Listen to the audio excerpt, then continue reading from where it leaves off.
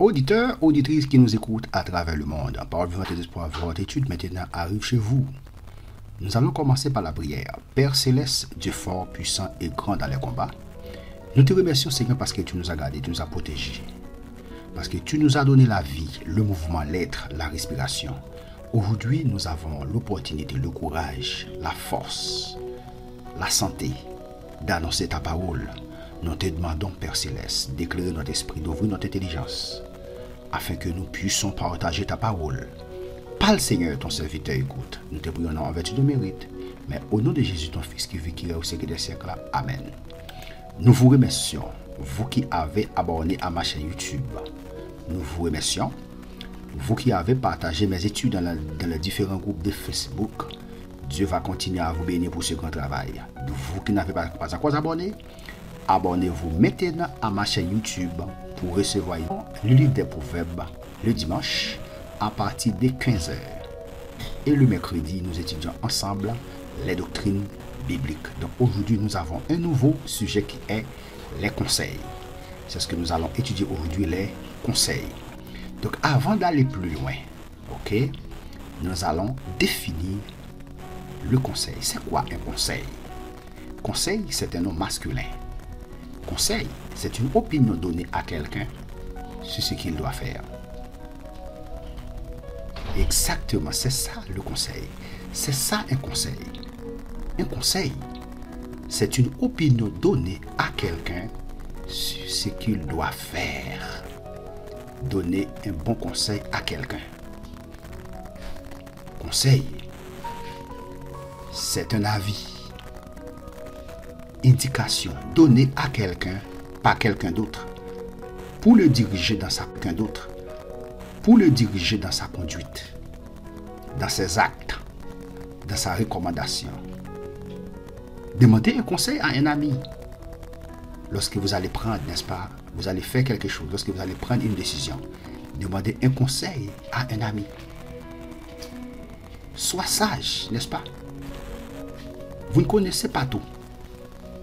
Un conseil, quelquefois, est bon dans les décisions que vous allez prendre. Oui, un conseil est bon, quelquefois, lorsque vous allez prendre une décision. Il est bon, n'est-ce pas, demander des conseils. Mais il faut les analyser. Ok? Parce qu'il y a des amis, n'est-ce pas, qui donnent de bons conseils. Il y a des amis aussi qui donnent de mauvais conseils. C'est pourquoi il faut les analyser. Nous allons commencer avec conseil. Nous avons vu que pour bien diriger, il est important d'avoir de nombreux conseillers. Ah, c'est important. Pour bien diriger, il est important d'avoir de nombreux conseillers. La sagesse vient de Dieu, mais il nous la transmet souvent par l'intermédiaire de nos frères. Nous sommes parfois dans la position de recevoir des conseils et parfois dans la position d'en donner. Avant de donner, n'est-ce pas, un conseil à quelqu'un, n'est-ce pas, vous devez, n'est-ce pas, entrer en contact avec Dieu. Parce que, n'est-ce pas, Dieu, n'est-ce pas, il est omniscient. Il sait tout. Yes. Des fois, n'est-ce pas, vous échouez, n'est-ce pas, dans des décisions. C'est parce que, tout simplement, vous n'avez pas entré en contact avec Dieu. Oui. Vous n'avez pas entré en contact avec Dieu et vous n'avez pas contacté, n'est-ce pas, des conseillers. Yes. Des conseillers. De bons conseillers. Donc, en plus de la sagesse qui procure le bon conseil. En plus de la sagesse que procure les bons conseils. Proverbe 12, verset 20 va répondre à cette question. Proverbe 12, verset 20. Nous lisons ainsi. La tromperie est dans les cœurs. La tromperie est dans les cœurs de ceux qui méditent le mal. Mais la joie est pour ceux qui conseillent la paix. Vous voyez, la tromperie est dans les cœurs de ceux qui méditent le mal. Où se trouve la tromperie? La tromperie est dans les cœurs de ceux qui méditent le mal. Mais, waouh, la joie est pour ceux qui conseillent la paix. En plus de la sagesse que procurent les bons conseils. Les bons conseils que procurent les bons conseils. Mais la joie est pour ceux qui conseillent la paix. Les bons conseils procurent la paix. C'est ça, la paix. Pas la division. Pas la rivalité. Waouh. Proverbe 15, verset 23. Proverbe 15, verset 23. On éprouve de la joie à donner une réponse de sa bouche. Et combien est agréable une parole dite à propos. Et combien est agréable une parole dite à propos. Qui est en meilleure position pour bien conseiller? La Bible va répondre. Qui est en meilleure position pour bien conseiller? Proverbe va répondre. Proverbe 12, verset 26. Qui est en meilleure position pour bien conseiller? Proverbe 12, verset 26. Le juste montre à son ami la bonne voie. Mais la voie des méchants les égare. Waouh! Les justes montrent à son ami la bonne voie. Qui est en meilleure position pour bien conseiller? C'est les justes. Les justes est en meilleure position pour bien conseiller. Mais la voie des méchants les égare. Vous êtes chrétien, n'est-ce pas? Vous allez prendre une décision. Et vous allez demander des conseils, n'est-ce pas, à des gens qui ne sont pas chrétiens. La voie des méchants les égare. Quand il parle de méchant ici, ce n'est pas quelqu'un qui fait le mal. N'est-ce pas? Méchant ici, tous ceux qui n'acceptent pas Jésus comme leur sauveur, comme leur Seigneur. La Bible, n'est-ce pas, les considère comme des méchants, quelqu'un qui fait le mal. Ok? Méchant ici, ce n'est pas quelqu'un qui fait le mal. Ouais, le texte a dit, mais la voie des méchants les égare. Vous êtes chrétien, vous allez prendre des décisions, n'est-ce pas? Vous allez demander des conseils à des gens qui ne sont pas chrétiens. Non, ce n'est pas bon. Vous allez prendre des décisions, vous êtes chrétien. Vous devez, n'est-ce pas, contacter des gens, n'est-ce pas, qui sont chrétiens. Des gens, n'est-ce pas, qui prient Dieu. Des gens, n'est-ce pas, avant de prendre des décisions, qui demandent à Dieu ce qu'il doit faire. Oui, je suis dans une situation difficile, je ne sais pas quoi faire. Dieu va m'aider, n'est-ce pas, à prendre des décisions en envoyant, n'est-ce pas, des conseillers chrétiens, n'est-ce pas, pour m'aider, pour m'éclairer. Car je ne sais pas quoi faire. Qui est en meilleure position pour bien conseiller? C'est les justes. Un chrétien. Un chrétien, n'est-ce pas, peut vous aider. Un juste peut vous aider, n'est-ce pas, à prendre une bonne décision. Parce que Dieu est omniscient. Il est notre Père. Il sait tout. Dieu sait tout ce qui va arriver. Il sait le passé, le présent et le futur. Le futur, n'est-ce pas, est dans la présence de Dieu comme le présent. Parce qu'il est omniscient. Dieu sait tout ce qui va arriver. Dieu sait tout ce qui va arriver en 2030, 2035, 2040, 2050. Parce que le temps appartient à Dieu. Il est Dieu. Waouh. Ne prenez pas des décisions sans contacter Dieu. Sans contacter, n'est-ce pas, des conseillers. Oui. Avant de prendre des décisions, il faut, n'est-ce pas, demander des conseils. Des conseils à des gens chrétiens, des gens qui prient Dieu avant de prendre une décision. La Bible, n'est-ce pas? Plein d'exemples. Nous avons l'exemple de Daniel. Oui, l'exemple de Daniel. Oui, Dieu peut vous révéler ce que vous devez faire. Des fois, n'est-ce pas, Dieu peut utiliser le Saint-Esprit. Des fois, Dieu peut utiliser, n'est-ce pas, un conseiller. Des fois, Dieu peut utiliser la Bible. C'est pourquoi vous devez lire. Des fois, Dieu peut utiliser la Bible. C'est pourquoi vous devez lire la Bible.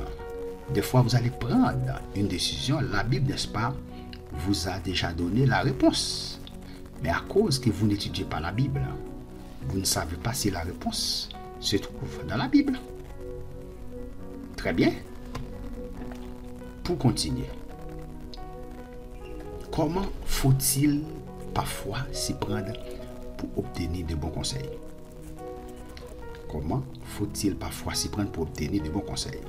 Proverbe 20, verset 5 va répondre à cette question. Proverbe 20, verset 5. Allons-y. Les desseins dans le cœur de l'homme sont des eaux profondes. Mais l'homme intelligent, c'est les desseins dans le cœur de l'homme. Les desseins ici, les plans, n'est-ce pas? Les projets dans le cœur de l'homme sont des eaux profondes. Ils sont des eaux profondes. Mais l'homme intelligent, c'est l'homme intelligent, l'homme qui a de l'intelligence, l'homme qui a de la sagesse, c'est épuisé. Comment faut-il parfois s'y prendre pour obtenir de bons conseils? C'est ça. Entrer en contact avec des hommes intelligents, des hommes qui ont de la sagesse. Proverbe 24, verset 6. La Bible va continuer à vous répondre. Proverbe 24, verset 6. Car tu feras la guerre avec prudence. Et le salut est dans le grand nombre des conseillers. Tu feras la guerre avec prudence. Et le salut est dans le grand nombre des conseillers. Le grand nombre des conseillers. Le grand nombre des conseillers. Yes!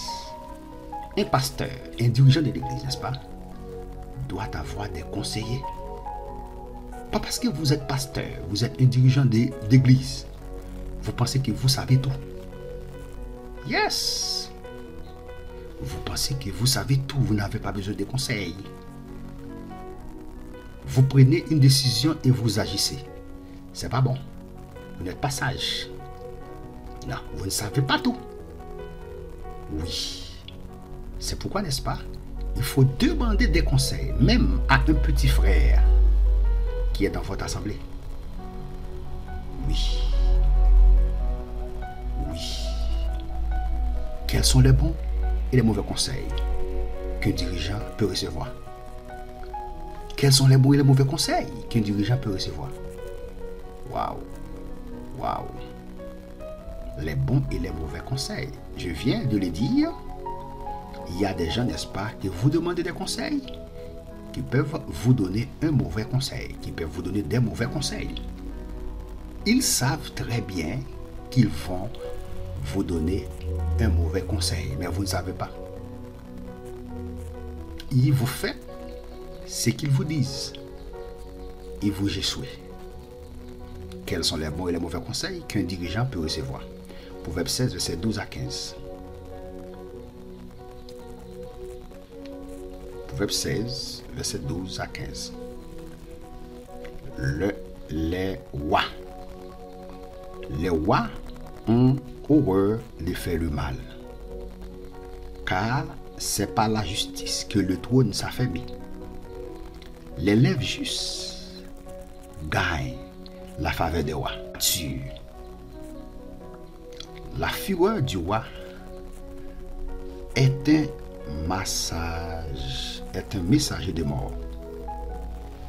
Et un homme sage doit l'apaiser. La sérénité du visage du roi donne la vie. Et sa faveur est comme une pluie du printemps. Waouh! Quels sont les bons et les mauvais conseils qu'un dirigeant peut recevoir?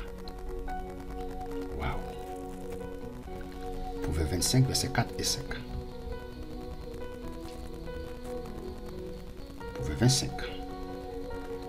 Ôte de l'argent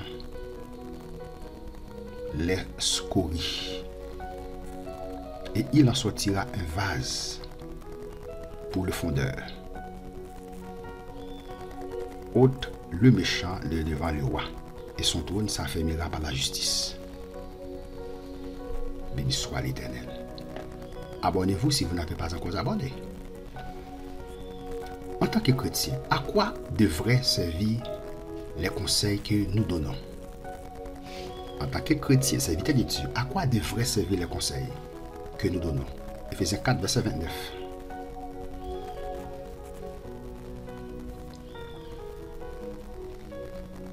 Éphésiens 4,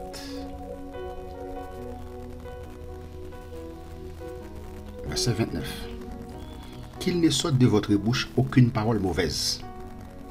La Bible est claire. À quoi devraient servir les conseils que nous donnons? Qu'il ne sorte de votre bouche aucune parole mauvaise. Ok? Mais s'il y a quelques bonnes paroles qui servent à l'édification, et communique une grâce à ceux qui l'entendent. À ceux qui l'entendent. Quelques bonnes paroles qui servent à l'édification. Bonnes paroles qui servent à l'édification. C'est ça? Colossiens 1, verset 28.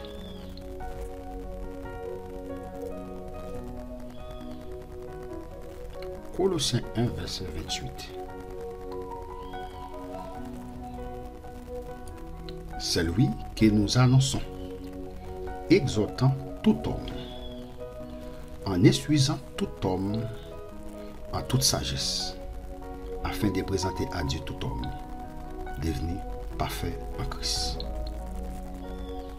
Wow. Selon 1 Corinthiens 12, verset 7-8. Or, à chacun, la manifestation de l'Esprit est donnée pour l'utilité commune. Ça a rapport avec le don. En effet, à l'un est donné par l'Esprit une parole de sagesse. Ça, c'est un don, hein? À l'un est donné une parole de sagesse. À un autre, une parole de connaissance. Selon le même esprit. C'est un don. Il y a des gens, n'est-ce pas, qui sont chrétiens, n'est-ce pas, qui ont des dons. Des gens, n'est-ce pas, qui sont chrétiens, qui ont des dons de conseils, des dons pour conseiller, pour donner une parole de sagesse, une parole de connaissance. Quelle attitude devrions-nous avoir face à ceux qui ont la responsabilité de nous conseiller? Quelle attitude devrions-nous avoir face à ceux qui ont la responsabilité de nous conseiller? Quelle attitude? 1 Thessaloniciens 5, verset 12-13. 1 Thessaloniciens 5, verset 12-13. La Bible va répondre. Nous vous prions, frères, d'avoir de la considération pour ceux qui travaillent parmi vous, qui vous dirigent dans les seigneurs et qui vous exhortent. Nous vous prions, frères, d'avoir de la considération pour ceux qui travaillent parmi vous. Vous devez avoir de la considération de ça pour votre pasteur, votre dirigeant de l'église, c'est lui qui vous dirige. Ceux qui travaillent parmi vous, qui vous dirigent dans les seigneurs et qui vous exhortent. Des fois, un pasteur peut vous donner un conseil. Vous devez l'écouter. Vous pensez que vous savez tout? Non. Un pasteur peut vous donner un conseil. Avant de vous donner ce conseil, n'est-ce pas, le pasteur, n'est-ce pas, doit entrer en contact avec Dieu, doit n'est-ce pas, entrer en contact avec Dieu, doit prier Dieu pour vous donner un bon conseil. Certaines fois, il peut vous donner un conseil par rapport à la Bible. Il sait, n'est-ce pas, ce que la Bible dit. Il peut vous conseiller à travers la parole de Dieu. Vous devez l'écouter. Quelle attitude devons-nous avoir face à ceux qui ont la responsabilité de vous conseiller? Le texte a dit ici d'avoir de la considération pour ceux qui travaillent parmi vous, pour ceux qui vous dirigent dans le Seigneur et qui vous exhortent. Il faut avoir, n'est-ce pas, de la considération pour eux, du respect. Il faut les respecter. Verset 13. Ayez pour eux beaucoup d'affection à cause de leur œuvre. Soyez en paix entre vous. Béni soit l'Éternel. Hébreux 13, verset 17. Hébreux 13. Béni soit l'Éternel. Hébreux 13, verset 17. Waouh! Que le nom du Seigneur soit béni. Hébreux 13, verset 17. Obéissez à vos conducteurs. Ça, c'est l'obéissance. Et ayez pour eux de la déférence, de la considération, du respect. Car ils veillent sur vos âmes. Le pasteur, n'est-ce pas, veille sur vos âmes. Comme devant en rendre compte. Qu'il en soit ainsi, afin qu'il le fasse avec joie et non en gémissant, ce qui ne vous serait d'aucun avantage. Il faut avoir du respect, n'est-ce pas, pour votre pasteur. Il faut respecter votre pasteur, votre dirigeant. Il faut les respecter. Il faut les honorer. Béni soit l'Éternel. Que Dieu vous bénisse, que Dieu vous garde, que Dieu vous protège. Que Dieu vous bénisse, que Dieu vous garde, que Dieu vous protège. Abonnez-vous si vous n'avez pas encore abonné. Si vous avez déjà abonné à ma chaîne YouTube, continuez à partager mes études dans les différents groupes de Facebook. Faites des commentaires. Si vous avez des questions, n'hésitez pas à me les envoyer. Je vous répondrai sitôt que possible. Que Dieu vous bénisse. Restez avec la paix de Dieu. Restez avec la gloire de Dieu, la compassion de Dieu. C'était votre serviteur qui était en train de partager avec vous